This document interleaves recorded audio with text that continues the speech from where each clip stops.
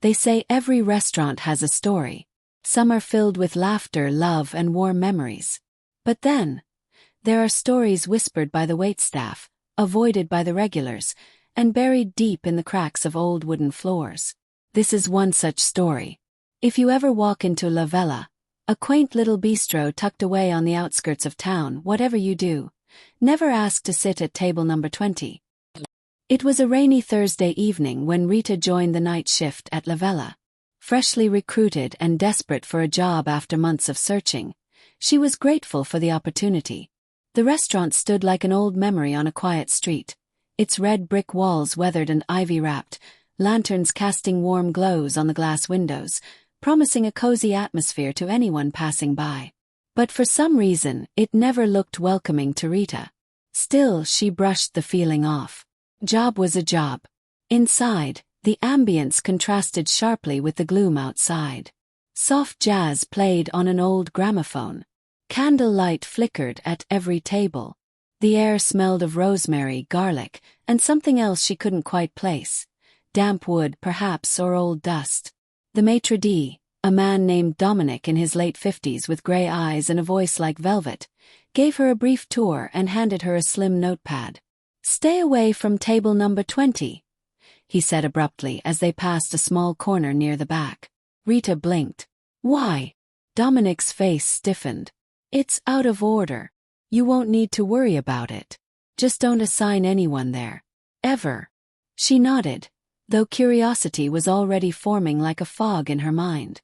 Table number 20 looked perfectly fine. A two-seater tucked beneath a window. A small vase with white lilies stood at its center. The silverware gleamed. It didn't seem any different from the others. Her first night went smoothly. A few couples, some families, soft laughter, clinking glasses. But she noticed something odd. Every time a guest even glanced in the direction of table number 20, their expressions changed. Smiles would fade. Conversations would pause for a heartbeat. Eyes would quickly dart away, as though looking at it for too long was somehow wrong. By the end of her second week, Rita had grown more comfortable with her tasks but increasingly uneasy about that one forbidden table. She had started to ask her co-workers subtly. Clara, a waitress who'd worked there for 3 years, shrugged. "Some say a couple died there." "How?" Rita asked. "No one knows. Just, they were there then they weren't. Plates untouched. Wine still full. The maitre d' found them slumped over, hands still touching. Like they just gave up living." Rita frowned. "And no one investigated." Clara lowered her voice. "The place is old. Owners don't like trouble. They just locked it down. But people talk, you know. They say sometimes the lilies move. Or the window fogs up even when it's not cold." By her third week, Rita could barely contain her curiosity. On a slow Tuesday night, with barely 3 tables occupied, she decided to linger near table number 20. It was around 10:30 p.m. The last couple had just left. The jazz had stopped playing. Only the occasional rattle of pots came from the kitchen. She stood beside the forbidden table, staring at it. It looked clean, untouched. But the air was heavier here. Colder. The white lilies looked fresh, but a petal was curled like it had been singed. She reached out and gently touched the chair. Instantly, a sharp jolt ran up her arm, like static but much deeper, into her bones. She recoiled, rubbing her wrist. Her skin tingled. That night, her dreams were strange. She saw a woman in a green dress sitting at table number 20. Her back was to Rita, but her reflection in the window showed her face. Sunken, gray, lifeless eyes locked onto Rita's. She woke up sweating. The following evening, she almost called in sick. But she needed the money. The shift began normally, with Rita doing her rounds and avoiding that cursed table. Around 9:45 p.m., a man walked in alone. He looked oddly out of place, wearing a black overcoat despite the warm weather, pale skin, thin lips, and eyes that didn't blink nearly enough. "Table for one," he said quietly. Rita nodded. "Right this way." As she turned to guide him, he stopped her. "I'd like to sit at table number 20. She froze. I'm sorry, sir. That table's not available. He smiled slightly. I was told it was. By who? She asked, her voice tightening. By her, he said, pointing at the window. But there was no one there. Just the reflection of the restaurant. And in it, for a moment, Rita saw something behind her. A figure in green. When she turned around, there was nothing. The man's expression didn't change. If it's truly unavailable, I'll wait. But she insisted. Against all reason, Rita found herself walking him toward table number 20. Her limbs felt distant, like she was watching herself move from outside her body. She set the menu down with trembling fingers. The man sat silently. He didn't order. He didn't look at the menu. He just placed his hands on the table and stared at the lilies. Rita backed away, heart pounding. For the next 20 minutes, she watched from behind the bar. He never moved. Other staff avoided looking in that direction. The air in the room had shifted, tense, suffocating. Suddenly he stood. Rita rushed over. Is everything all right? He looked at her with eyes like black marbles. She's pleased you brought me. But she wonders why you keep watching. Before Rita could respond, he walked out, leaving the door swinging behind him. The lilies were gone. That night Rita didn't sleep. She called Clara the next morning and asked to switch shifts. She needed to clear her head. But her thoughts were unraveling. Who was that man? Who was she? And why was Rita starting to feel like someone was always watching her? When she returned for her next shift, she noticed something that made her stomach drop. The lilies were back, white and fresh. But now they were wilting, blackening at the edges. And the vase was cracked. Dominic pulled her aside. His usually calm demeanor was gone. You let someone sit there, didn't you? Rita hesitated, then nodded. I didn't mean to. He insisted. He said she told him. Dominic closed his eyes. Then it's starting again. What is? She whispered. He opened a drawer and pulled out a newspaper clipping, old and yellowed. The headline read, Couple found dead in local bistro. No signs of struggle. The photo showed a man and woman slumped at table number 20, their fingers touching. The woman wore a green dress. That was my sister, Dominic said softly. She died at that table. No cause, no reason, just gone. And after that night, people started seeing her. She was never angry, just waiting. And when someone listens to her, when someone brings another soul to that table, she starts feeding again. Rita stepped back. Feeding. Dominic nodded grimly. On fear. On presence. On whoever's foolish enough to entertain her company. He looked her straight in the eye. She's noticed you now. You look too long. You touched the chair. You brought him. You're a thread in her web. That evening Rita decided to end it. She had to go back. To speak. See. She couldn't explain why, but something inside her told her she wouldn't be free unless she did. Closing time, she stayed behind. The others left. The candles were out. Only the moonlight lit the interior. She walked slowly to table number 20. The lilies were gone again. The chair was slightly pulled out, like someone had just risen from it. She sat down. The air chilled instantly.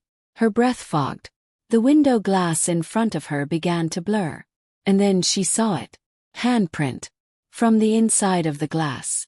A whisper brushed her ear. Now we can talk. The whisper felt like a thread pulled from a distant grave. Cold, brittle, and ancient. Rita sat frozen.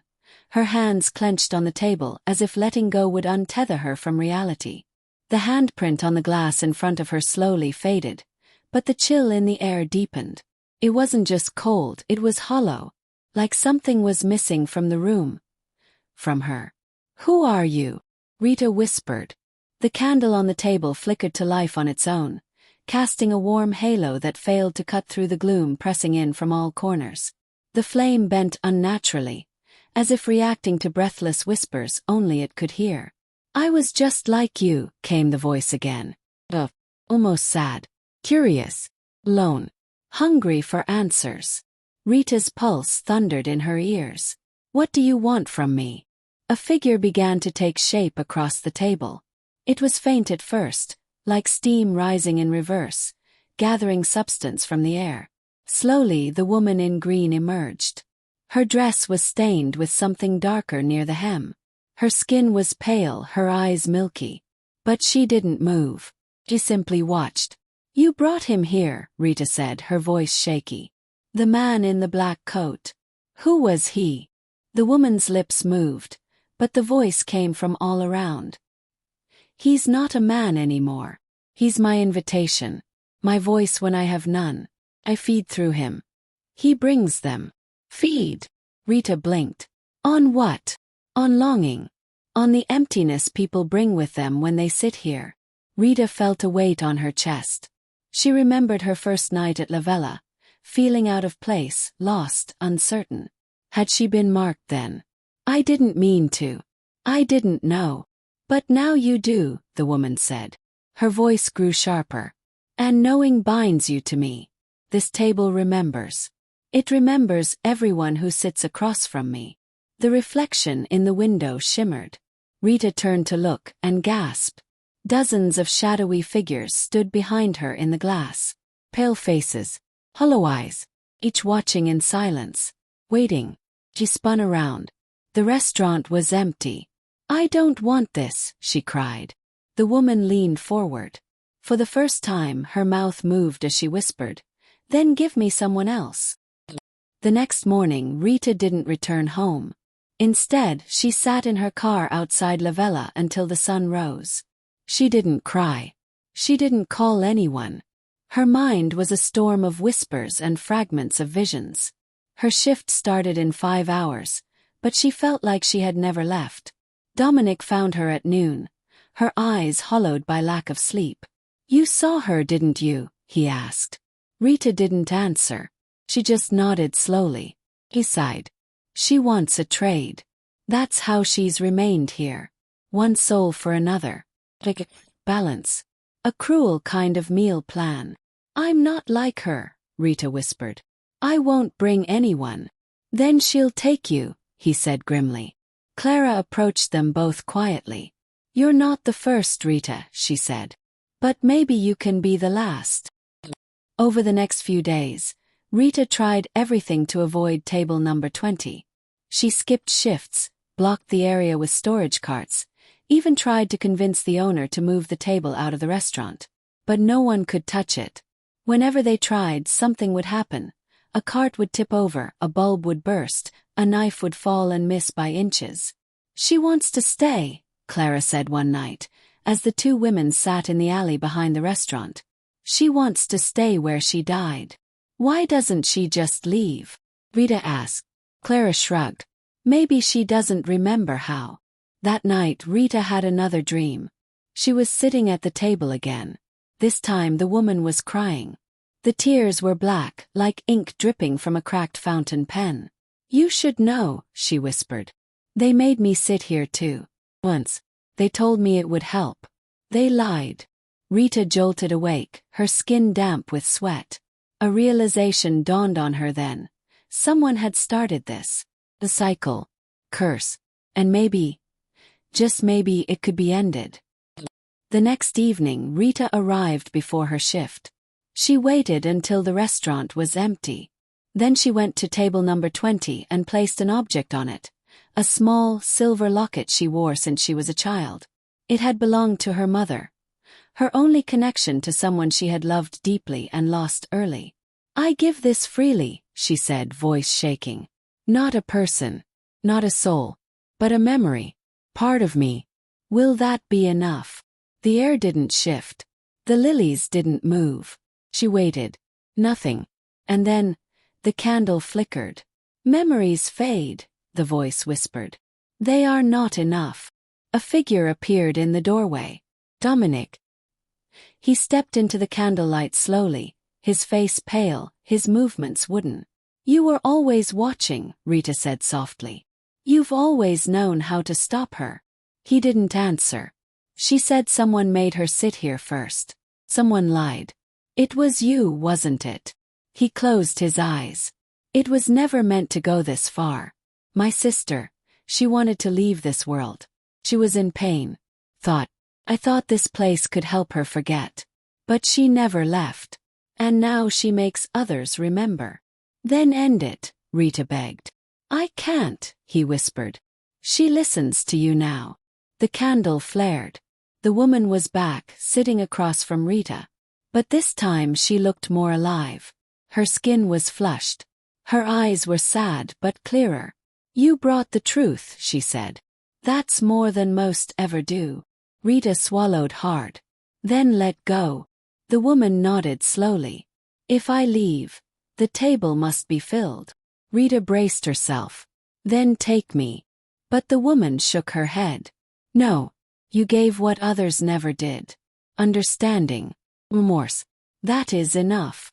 The room trembled slightly. The candle dimmed. The woman's figure began to dissolve, like dust in a gentle wind. One by one, the ghostly faces in the window faded, until only Rita's reflection remained. And then silence. Real peaceful silence. 2 weeks passed. Lavella's staff noticed something had changed. Table number 20 no longer carried that suffocating presence. The lilies, once fading daily, remained fresh. Rita continued to work, quiet and observant, always keeping an eye on that corner. One day, a couple walked in and asked to sit at the window. Without thinking, Clara guided them to table number 20. Rita watched as they laughed, clinked glasses, and enjoyed their evening. No shadows moved. No candles flared. The curse was broken. Or so she thought. Late one night Rita was closing up. She passed table number 20 to straighten the silverware. The lilies were gone again. And in their place, a single black petal, lying atop her silver locket.